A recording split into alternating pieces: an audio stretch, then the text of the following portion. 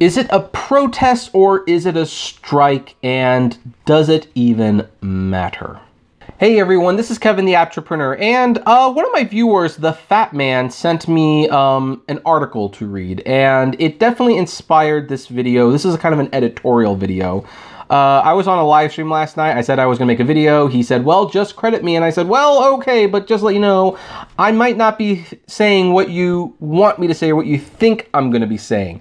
Because basically I've got some conflicting opinions about this article, even though it's not like it's a piece of trash article. It actually makes a good point. I'm just wondering if we're not missing the forest through the trees sort of situation. When I look at this article, you'll see what I'm getting at, but to kind of give you a little hint, it's kind of like when Samsung announced that they were discontinuing their 4K players. And the headline started reading, Samsung gets out of the Blu-ray market, no more Blu-ray players, and people were saying they didn't say they were getting out of the Blu-ray market. They said they were getting out of the 4K Ultra HD disc player market, which it's like, yeah, that's true. That's technically what it is, but does it make the announcement any less impactful? And that's what we're going to talk about when the debate comes up, whether or not the protest or strike on the 25th in LA was, well, a protest or a strike. But before we begin talking about that, let's have a word from our sponsors. And today's video is sponsored by Maximo, the rideshare automation app that allows drivers to safely and easily accept ride requests for Uber, Lyft, and Postmates. Whether you drive for a single platform or multiple platforms, Maximo's custom settings can help you drive more efficient, less distracted, and help you maximize your earnings. It will automatically accept one trip, turn off the other apps, and when your trip is over, it will end it, open the other apps, and accept the next trip, all without you having to touch your phone. Use referral code APP60 and get your first month free when you subscribe to Maximo. All right, so this Medium article, this is what was sent to me, and I read the thing. We're going to read most of it, if not all of it, together. This might be a fairly long one, just giving you a heads up, although you'd probably know that by the, timestamp, but whatever. So it says, protest versus strike. Classifying your events properly matters. And right from the get-go, the headline is something I feel mixed with, because it's like, when you word it like that, it does make sense. But when you really look into what he's complaining about, I'm not sure this is worth complaining about. So let's look at this. I'm never in any of these strike pictures, even though I was there in front of the cameras. It's funny how that works out, but anyway. In the age we live in, labels and classifications are loosely thrown around and have an overall damaging effect on your cause. Let's take, for instance, the recent actions of a number of Uber and Lyft drivers. It was billed and reported on as a strike. But when you look back throughout history and see what it means to strike, what drivers did was nothing even remotely close to that. They held a protest, and justifiably so. They feel wronged by gig economy companies and they wanted their voices heard, but that is not what a strike is all about. Well, yeah. Well, let's do one more paragraph before we comment on that. When people go on strike, they stop working as a group until their demands are met or there is a compromise between the two sides that leads to workers returning to work. That has been the historical definition of a strike. During the March 25th gathering, no one's demands were met, nor was there a compromise struck. But drivers were back driving the very next day. By the way, not a fan of that. I actually do agree that if you're going to do this, you need to turn off the app and leave it off. That's what's going to get their attention. But anyway, this sends the wrong signal to the companies drivers are trying to change. I agree. It is a monumental challenge to take on these companies as independent contractors. These companies own the rights to the software and can change the terms to use its software at any time. Now they have built brand power that goes hand in hand with the software use itself. Okay, so we went a little longer than I probably should have, but let's first go here. What is the definition of a strike? Well, they have a few things, hit forcibly, that's not here. Here, as a noun, a refusal to work organized by a body of employees as a form of protest, typically in an attempt to gain a concession or concessions from their employer. Now, here's the thing. You might notice there that there's nothing that says about you don't go back to work until your demands are met. But the definition does say employees, which in the strictest legal sense we are not, although I argue we are employees. So maybe they should be protesting. But what's the definition of protest? A statement or action expressing disapproval or an objection to something. So yeah, this, in some ways, what this guy was describing sounds more like a protest, and I agree it probably is more of a protest, but here's the other thing. A refusal to work organized by a body of employees. Well, okay, we're not technically employees, although I like to stress, I think we are, but people were also refusing to work. It doesn't say here how long you have to refuse to work, you just have to, not work, and that's what some of those people were doing. And the funny thing is, like, these things are so close together, it's like, I don't think they're mutually exclusive, because if you're striking, is that not a protest? And if you protest something and choose not to work because you don't like that change, is that not a strike regardless of the length of time? So, I mean, that's where I think the problem is coming in. It's like, at this point, I'm wondering if we're arguing semantics. And hopefully you'll understand when we go a little bit farther. Now, that doesn't mean that all hope is lost for those gig economy contractors who feel wronged by the companies they contracted with. As a gig economy contractor that uses these apps to market my own business to passengers on a part-time basis, I am satisfied with the value I'm getting for my time and expenses.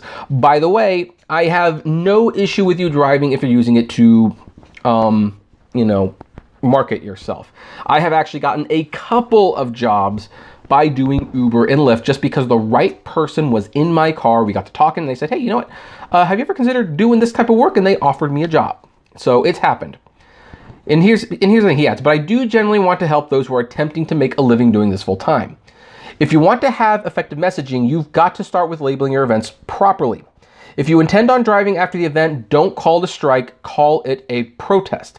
But here's the thing, a protest isn't anything. There are tons of protests every day, but a strike, people who actually say, I'm not going to work, that's what gets the media's attention. That's what they wanted, and they got it.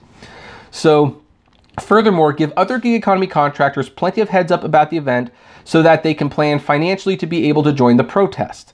I believe this was said way in advance. I mean, I knew enough in advance that, a few days before it happened, people were asking me if I was going to attend, which at the time I thought I wasn't, but I ended up going. So I think there was ample time that was given.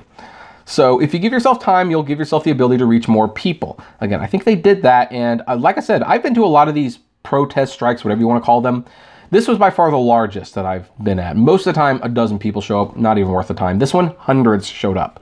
That was important. And something more important, which we'll talk to in a moment. Next, control your messaging. This is perhaps where the battle will be won and lost. There are many contractors in the gig economy that don't feel the same way you do, and that's okay. It's important to simply state what it is you're looking to accomplish from the protest and why. In all fairness, that was one of the reasons I went around asking people, and Fat Man actually commented during one of his live streams. My roommate's being noisy. I don't know if you can hear that. Sorry. It sounds like he's playing Smash Brothers. But I asked people 3 things, like, what are the 3 things you want to most come from this? And with the exception of the rates, they were pretty scattered on what they wanted. So that's still a concern of mine. Don't digress into name calling. Name calling leads to 2 things. Those you call names will rally against you, and those who are indifferent to your cause now has a reason to be against it. Yeah, but a catchy slogan goes a long way. Something that I've seen gig economy contractors struggle with is promoting these events without having thick enough skin to take the verbal lashing those against you will push back. This is especially true on social media. I actually agree with this. You've got to be willing to take the hits when you post your thoughts or planned events on social media. Also, it is a great idea to get admin or moderator's approval before posting in a social group you yourself do not own or manage. You will attract far more bees with honey than anything else. I actually agree with all of that. I'm writing this article because I want people in general to be successful in their quests, even if I don't agree with you. This is something that has been lost in society today. People as a whole have digressed into name calling and attacking others for their viewpoints, and it's led to more pent-up resentment than ever before. But no matter your view on a particular issue, it's important to get your messaging right, and it starts with properly labeling your events and movements. Now, actually, I agree with most of this, and Chris, I disagree with, I'm going to disagree with something about why this article exists, but thank you for writing it because I agree with some of these things. But here's the thing, protest versus strike, what was it? Was it a protest, was it a strike? I think it was both. It was both. They were protesting And yeah, they went back to driving the next day, but they weren't driving that day, and they were telling people to turn off their apps, and a lot of people turned off their apps in solidarity. That is a strike. It wasn't a very long strike, thus, in my opinion, it wasn't going to be super successful, but that's what they did. And they classified it as a strike because technically they were allowed to. So I believe that was a mini strike, if nothing else, maybe a warm up to what could come. But here's the other thing. One of the news articles that I commented on, like on one of my videos, said before that, and this, I got some flack from one of the protesters who, I don't know if he watched my video. He wanted to clarify a few things. So I think he did. And I listened to the feedback. But one of the videos I said was like, where one of the protest organizers said, we know we're not going to hurt Uber financially. What we want to do is we want to get their attention. And here's where they have been succeeding, where so many have failed. Let's get rid of that ad. They have controlled the narrative, completely control the narrative for the most part. And that's a good thing. Here is an article talking about, and here's the headline: Lyft is a Silicon Valley change the world, change lives IPO moment. So was Facebook. What is the first image you see here? The strike. There's the strike. It's right there. The image. That's what they're using for an article about the IPO on CNBC. And this has been more than like a week later. When was this published? This was published on the 30th. So yeah, this was about 5 days later. But that is huge. That is huge that they are still talking about this in articles. Now, why there wasn't a strike on Wall Street on this IPO, which I think would have made a very, very logical follow-up, I don't know. I don't know. You're going to have to ask them about that. Now, here's the thing. Most of this article is not about the strike. It's about the stock. So we're not going to read too much of this. But not only did they use the picture, they ended up actually discussing the strike later on down in the article. So Nicole Moore, one of the driver organizers behind a strike in Los Angeles this week, said that both Uber and Lyft need to do more to incentivize drivers to use their electric vehicles, which I thought that they just need to pay them better in general, but whatever. They are onboarding more and more drivers, which causes more and more congestion, which causes more and more carbon. What is most needed is more financial support to buy emissions-free cars. Right now, their model is built on us buying and maintaining vehicles. And here's the thing. They even talked to Harry Campbell from the Rideshare Guy. And look, this is why he's popular. I know some people don't like him. I made that video defending him. And people said I gave him a pass. You know what? He's a smart guy. I wanted to this is why he's popular. So anyway, oh geez, I lost my place. Anyway, let's just continue here. Last week's strike in Los Angeles was precipitated by Uber cutting driver rates by 25%. They are lowering the rates and paying drivers less and less. So the next obvious opportunity is to help reduce driver expenses so they can cut rates even more. One of the missions Lyft says as part of its core business model is tackling inequality. But there's no mention of homeless drivers who live in their cars or the vicious cycle of driver rate cuts. Lyft said on Friday that it does not need to compete with Uber on rate cuts, but don't be surprised if the price wars continue. So, and here's where Campbell comes in. He's like, that's one of the worst parts. You don't have much control on, or any control on keys like asking prices. When they cut rates by 20 cents a mile and you are no longer making enough to cover rent, there's nothing you can do. And this is important. Oh, come on, highlight. Okay, I don't know why it's not highlighting, but it says, Uber said 2/3 of all drivers are quitting after 6 months and pay is the number one issue. At a certain point, I thought you would have to run out of drivers, but a lot of time has come and gone, and frankly, lots of people are in need of work. Yeah, that says it all right there. You know, that's why I tell people you have to leave and you have to be prepared to walk away completely, because apparently the driver retention is not an issue for them. But if it sounds like I'm getting a little off topic here, I'm actually not, because the important part is, like, this is an article talking about their IPO, and it's filled with the writer strike information. So going back to this thing, protest versus strike, classifying your events properly matters. Here's the thing. I think it was properly classified. They were protesting and they were striking. Granted, it wasn't a very long strike, but it was a strike nonetheless. And most importantly, it got the media's attention and they're still talking about it. So when you start talking about this, it seems like we're arguing about semantics here. Like with the Samsung announcement. It's like when people say, oh, they ended the Blu-ray productions. Like, no, they announced they ended Ultra HD player productions. Like, it doesn't matter, really. The end result is the same. The protest, strike, whatever you want to call it, it worked. The media is still talking about it. My biggest concern is that they're going to drop the ball, as always. Now, I'm talking to people who are in this group, and I like them, and I support them. This is the tough love part of me coming out and telling them, why weren't they doing a strike on Wall Street on the Lyft IPO day? That is a no-brainer. They need to start planning big events to protest and strike. Again, whatever you want to call it, I don't care, but you got to get the media involved. Like Georgia has just said that they are pushing forward their tax bill.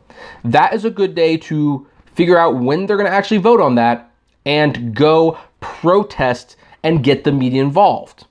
And when you have like legislation introduced like about whether or not to classify the drivers as employees or independent contractors, schedule a protest on the days of the hearing. Let them know what's going on. When Uber's IPO launches, you better be striking at Wall Street on that day. You better. Let the investors know what they have to deal with. But hey, you know what? Overall, Chris wrote a pretty good article. He pointed out some things that should be taken seriously. I'm going to link to this article below, of course. As with the other ones, you can read the whole thing. And like I said, the strike protest was step one. It was the first block to building a house. I just hope the momentum continues. And that's really where I'm going to leave it. So how's that for an April Fool free day? And what do you think about all of this? I would love to know. So comment below, like, favorite, share, subscribe. If you enjoy my videos, consider becoming a Patreon member. It's totally optional, of course, but even as little as $1 a month goes a long way to helping the channel run smoothly and you get access to my exclusive patrons only blog. And as always, flame responsibly. Have a good one.